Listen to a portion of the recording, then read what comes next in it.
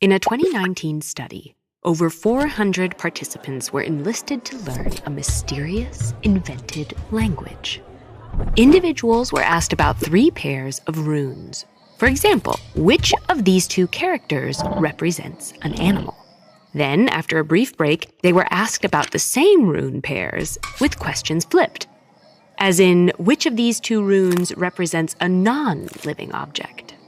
But this game had a secret.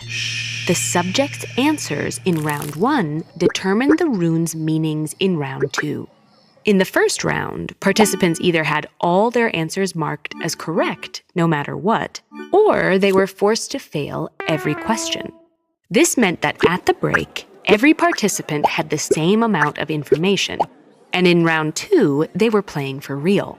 But despite this even playing field, the successful participants from round 1 rose to the top of the ranks, while those cast as failures kept, failing.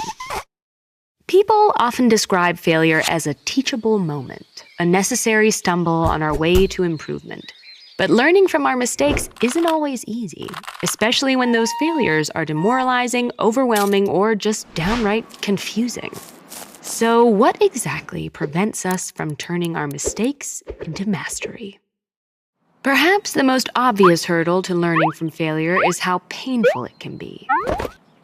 People generally want to think of themselves as capable and competent, and experiencing failure threatens that self-image. In a survey following a replication of the Rune study, participants in the failure group indicated much lower levels of self-confidence after participating. It's tempting to dismiss this pain as a temporary setback, but some studies have found that when people feel demoralized or incompetent, their brains often stop processing new information. This suggests that if a threat to your self-esteem is large enough, it can undermine your ability to learn. However, your tolerance for failure also depends on your relationship with the task at hand. In a study from 2011, researchers surveyed a group of American students enrolled in introductory and advanced French courses.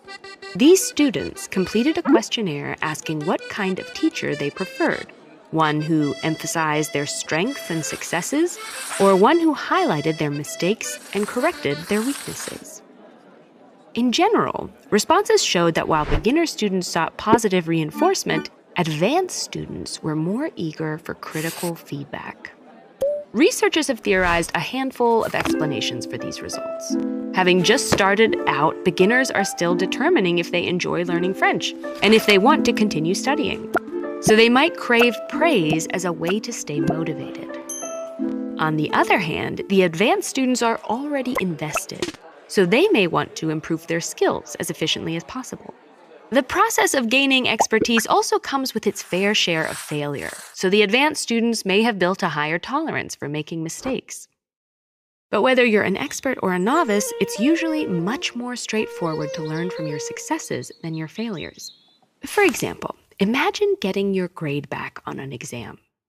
If you aced it, you could reasonably assume you made good choices around when, what, and how much to study, and you can replicate those decisions for the next test. But if you failed, it could be for any number of reasons. Maybe you didn't study enough. Maybe you studied the wrong information. Or maybe you did everything right and the test covered things you shouldn't have been expected to know. In cases like this, it's unclear exactly what went wrong, making it difficult to learn how to improve. Wanting to learn from our failures is completely natural, and there's a lot to gain by being resilient and cultivating a growth mindset. But fixating on your failures can make it easy to forget all your successes. And building on what you're doing right can be more effective than focusing on what you did wrong. One of the ways we can be more constructive with ourselves is by considering how we talk to ourselves. Self-talk can actually play a major role in performance. Learn the key to doing it right with this video. Or get actionable, science-based advice on how to build character at ed.ted.com/buildcharacter.